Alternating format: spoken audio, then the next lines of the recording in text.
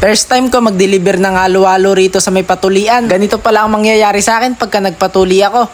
Thank you po. Sa wakas na tikman na kita. Ay, yung halo-halo.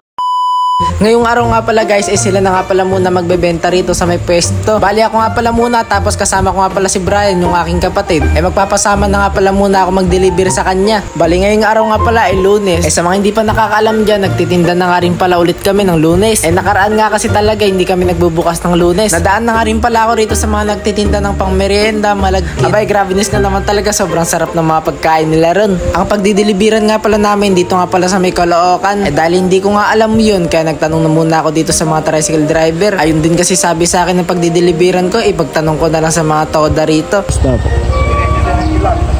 Dire-diretso lang, sir. Maraming salamat po, sir. At ito na nga pala guys, nandito na nga rin pala kami sa may tapat ng bahay ng pagdideliveran namin. Nang natapos na nga rin pala namin ng kapatid ko yung dideliver namin, pumunta na nga rin pala ako rito sa Bloomingville para bumili ng extension at bumili na nga rin pala ako ng ceiling fan. Pagdating nga pala namin dito sa pwesto, ito nga pala si Papa, kinuha niya na nga agad yung extension. Bali para magamit na rin namin ngayon. And shoutout nga rin pala rito kay Ma'am Lloyd. Ingat palagi and God bless. Thank you po. Sa wakas na tikman na kita. Ay, yung halo-halo.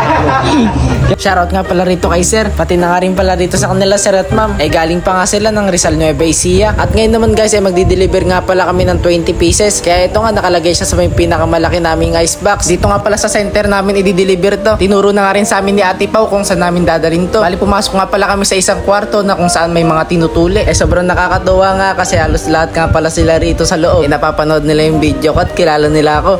Bali dito nga pala dineliver yung halo-halo. Shoutout nga rin daw po pala kay Vice Mayor Ali Salvador. Bale, ito nga palang madiniliver naming halo-halo, sponsor nga daw pala ni Vice Mayor. At shoutout nga rin pala rito kay brother, habang tinutuli nga siya kanina, tinatawag niya na ako. Tapos nung matapos siya matuli, ito tumakbo pa siya papunta dito sa labas. Kaya sabi ng kanyang nanay, hinabol niya pa ako.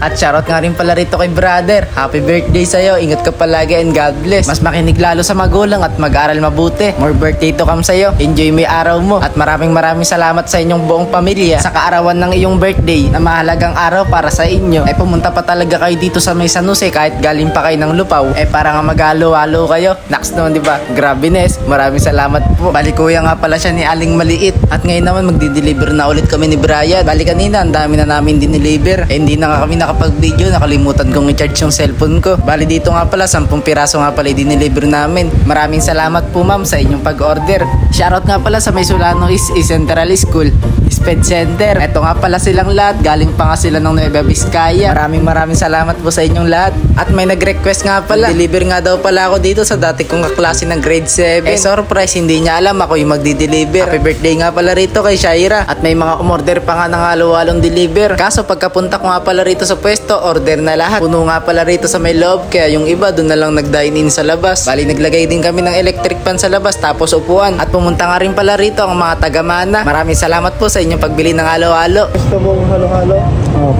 At dahil sold out na nga rin pala yung mga tinda namin, kaya bumili na nga rin pala ako ng pintura para mapinturahan na rin yung pwesto. Pagbalik ko nga pala dito sa pwesto, may mga customer pang pumunta. At shoutout nga pala rito sa kanila sir. Sila nga pala ang pinakalas na nag-dine in.